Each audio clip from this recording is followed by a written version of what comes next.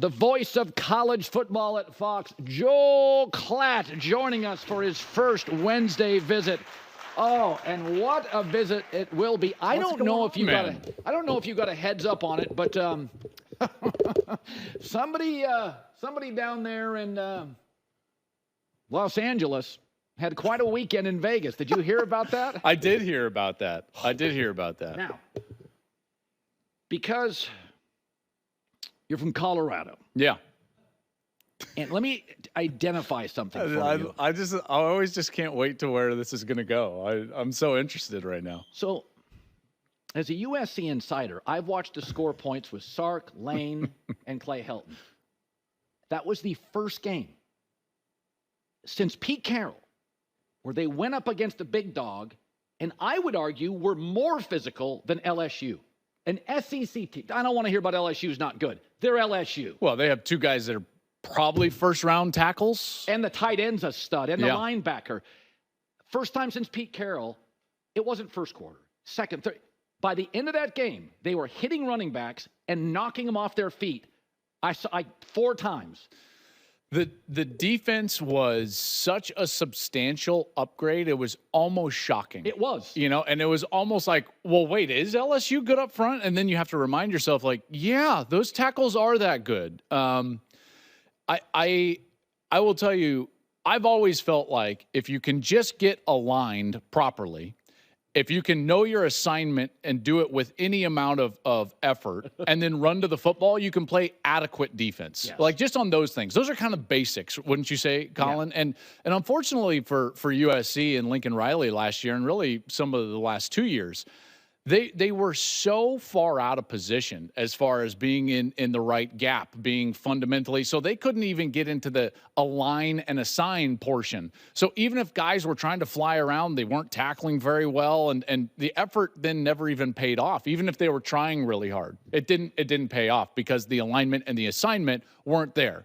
Now what you see with D'Anton Lynn is that they were in the proper positions, and then all of a sudden the effort was rewarded, and then all of a sudden you get more effort. And so it's like this feedback loop where they started to have success, and they're like, oh, wait, we are better than everybody thinks. We are better players than everybody thinks. We are highly recruited. We are talented, and we are physical. And then you started to see that play out during the course of that second half, and I think that was what was most surprising for everybody watching that game is that it wasn't 42-41. USC and LSU went in there and they got in a fist fight in the second half, and USC won. Yes. And it was an impressive win for USC, and it was a really big win for the Big Ten because of everything that we talked about in the offseason. Remember, I told you all the way back in July, I said, one, I think USC is going to beat LSU. That was number one. And number two, when and if they do, they will immediately be a playoff contender, a CFP contender, because of what that means in the narrative between the two conferences. Because these two teams, you can say pretty confidently, were sitting in the preseason in a very similar spot 13, within their conference. And they both felt like 12-13 in the country. Yeah, that's right. I thought that USC was underrated by the AP. Yeah. So I thought that they were right around 15 or something along those lines. And in a very similar spot within their conference, the Big Ten, as LSU was in the SEC. So now, like it or not, folks, college football is still a narrative business, and it's still subjective, and we're still going to assign 12 teams and some of these at-large teams based on narrative and subjective viewpoints. And you've got a direct win of USC over LSU, so it's big for the Big Ten, and it's massive for USC. You and I both talked about this. USC gets Penn State and Notre Dame at home, and they don't face Ohio State and Oregon. Yeah, it's a favorable schedule for USC. Michigan, not this weekend, next weekend. And that's going to be, I think, kind of a low-scoring, another physical, tough game. Well, USC's got it. Remember when I told you everyone was saying, like, oh, their schedule is tough? I'm like, no. Their schedule's actually really good. They got a huge break. A huge break. They don't travel east and have to play a cold November game. That's number one, because that's what everyone would immediately assume. And so they don't have to do that. They get Penn State at home, which is a great get for them, and Penn State looks to be an elite team and played well against West Virginia. And then the other big piece of this was you get Michigan before they develop into the tough, hard-nosed Michigan that inevitably will show up in November. You get them in September. That's a great schedule for USC. I was saying this to a friend over the weekend. If my son played quarterback, he'd be tall, lanky, with a great, great pocket presence. And I'm sure he would process information quickly. He would know what he's seeing, and he could react right away, just like Tom Brady. I said I'd send him to two coaches, Sark or Lincoln Riley. And I want you to address this. I watched Miller Moss. He got one start. Big stage, high leverage. Sophomore wide receivers, freshman left tackle, freshman right guard. He looked like a four-year starter. Yes, so I love that you brought this up. So bring this I up. love that you brought What this in up. the heck does Lincoln Riley do to get these quarterback transfers? Baker, Kyler, it doesn't matter where guys come from. You give him an off season with a guy as a starter taking first-team snaps, they all look like this. Do you know what he gives this quarterback? Answers. Answers and options. That's what Lincoln Riley and Sark, to that matter, you can lump them into this, and Lane Kiffin, all the great play callers. Even Ryan Day will do this to a certain extent. They give their quarterback answers and options. What is the defense doing? What are they trying to do to me? What do I have in my toolbox that I can combat that with on every play? And Lincoln does this as good or better than anybody, is that he trusts his quarterback to put the football where the defense tells him to put the football. Not where Lincoln wants him to throw it, but where does the defense tell me this football should go? How about the evidence of some of those run plays late in the second half or on third down? Why? Why do they do that? It's not because Lincoln Riley is brilliant. It's like, oh, he timed that run call brilliantly. That's not a run call. That is a play with options. It's a package play with options. And the quarterback, Miller Moss, says, what is the defense doing?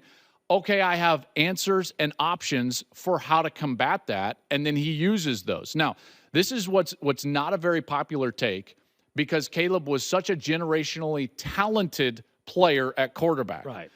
But Caleb didn't always go in the right spot with the football based on what the defense was doing, because he thought to himself, listen, I'm a generational talent and I'm going to make this play. And then a lot of times it worked. So this is not a knock. It's just a framing of what's going on with Miller Moss, who is not going to play outside of the system. Baker didn't play outside of the system. Jalen didn't play outside of the system. Guess who else didn't play outside of the system for Steve Sarkisian late in his career as an old journeyman, gets 1 year to start? Mac Jones, who quarterbacked one of the great offenses in college football history in 2020 with the Alabama Crimson Tide. Miller Moss feels a lot like Mac Jones from Alabama. Yeah. And they have guys that give them answers and options. That's why you run the football on 3rd and 8 and get it. It's not a lucky play call. It's that the defense tells you should run the ball based on the ratios and the numbers. Why do you throw the ball in certain spots and it's always open? Well, because he gives you answers and options. It's a long-winded answer to tell you, like, if I'm a quarterback, I want to play for a guy like that.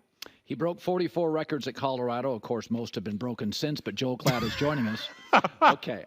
It's true. It's true, Okay, and they should be. Yeah, they outlawed the pass. I also, for many of do you those know years. what record I didn't hold, though? What's that? Thankfully, career interceptions thrown. I was close. I was charging after that thing. Didn't quite get it. Congratulations. Let's move on to relevant stories.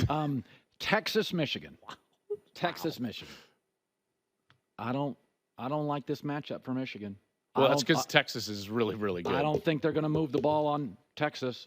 I don't know. I'm not as concerned about Michigan's offense as some. You know what I'm concerned about? Texas's speed. Texas looks like Alabama has looked and Georgia has looked. They started a little bit of that last year. Yes, they did. They didn't have the back end defensively, but you watch them against Alabama, and you're like, oh, wait a minute. They can run. And they're just physical. and they're just as big as Alabama. That's exactly right. Texas, that's what Sark is building. He left Alabama and he left the Nick Saban tree, and that's what he's building from a roster. And what I like about what Sark has done is that he didn't go try to copy Nick Saban from a personality standpoint or philosophy, but he did look at that roster at Alabama and say, oh, yeah, that's how you win. That's how you win. This looks like an early 2000s USC team. It looks like the Alabama teams and the Georgia teams. They're big. They're experienced up front. In fact, 4 of their offensive linemen, this is their 3rd year starting. They're veteran. They're as good of an offensive line as anybody in the country. And you couple that with a quarterback that I think is as good as anybody in the sport. You like Quinn Ewers. I do, and I think he's going to be a Heisman guy at the end of the year. Loose for me. I mean, his Drew Lockey to me. I don't know if I will be as high on Quinn in the draft process as I am for him for Texas now. All right, that's and fair. I think those can be two truthful statements. Two different things. Okay, Absolutely. so to your point. Yeah.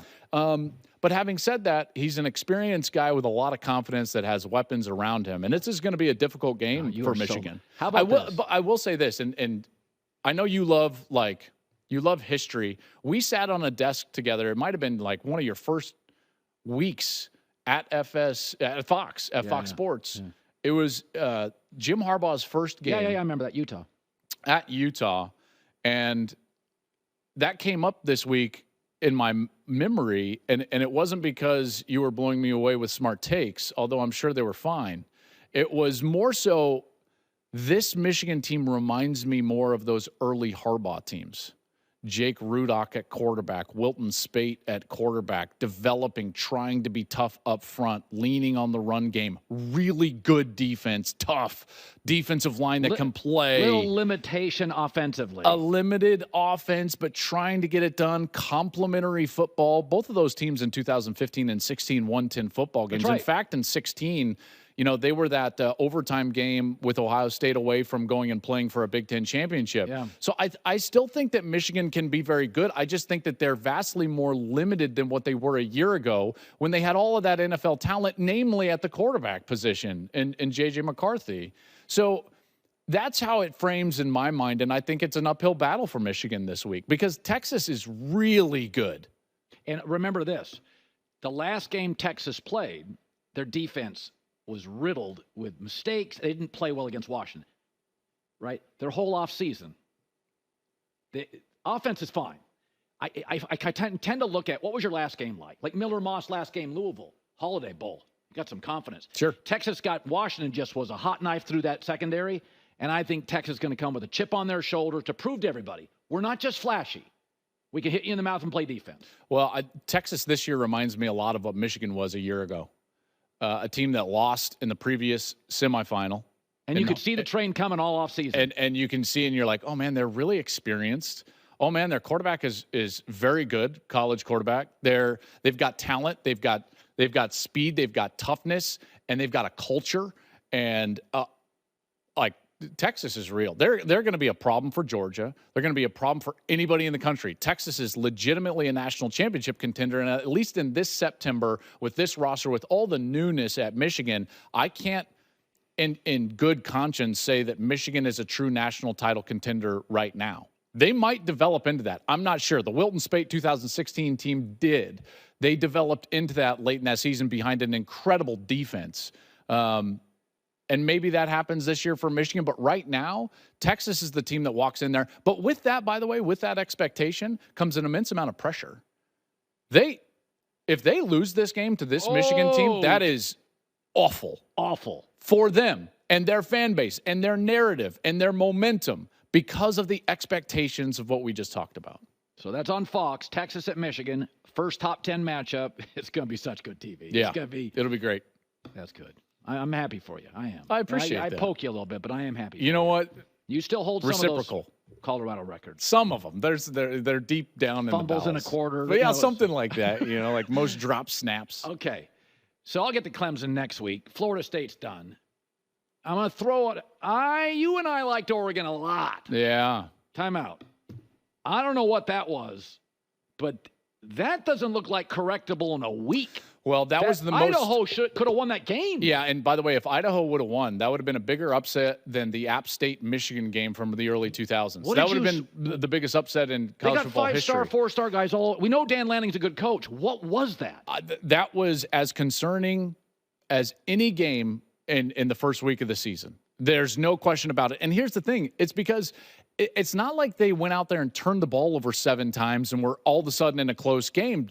Dylan Gabriel threw for incredible production, including 41 of 50. They had to throw 50 passes against Idaho. That is concerning, to say the least. If I'm Dan Lanning, I'm going in there, and it's it's fire and brimstone all week with that team because in a lot of respects, you've got to take this team that won the football game and treat them like losers, right? You've got to take them and humble them down and say, this has got to get better, namely the offensive line. Oh, no, the offensive line was a problem. 3 starters back.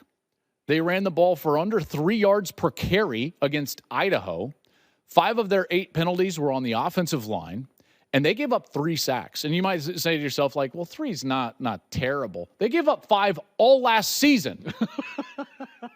And by 5 the way, all last season, and Colin. the starters they return, these are 4- and 5-star guys. Yeah, they're good players. They recruit high-end linemen. They're good players. And this Oregon team, I'm going to ride with Oregon this week and say, okay. That's what I feel. Boise State. I'm going to give you your pass and say you're going to go back to the grindstone and you're going to correct those issues. Boise State comes in. By the way, Boise State has never lost to Oregon. They're 3-0 against Oregon in their history. I know that sounds crazy, Good program. Ashton Ginty, their running back, is an excellent player that might be the top running back taken in next year's NFL draft. He's that good. But I think Oregon rights the ship, and I think that they win in a big way. Yeah, I'm watching that thinking we got ourselves a problem. Yeah, that was a big Here's problem. Klatt's top 10. Oh, there does apparently, as I said to Klatt on Twitter, he only has DirecTV. He did not see the USC game. Klatt does not have USC in that physicality, and Miller Moss. I put them at 11. Oh, okay. I don't understand what your problem I watched is. Oregon and I watched USC.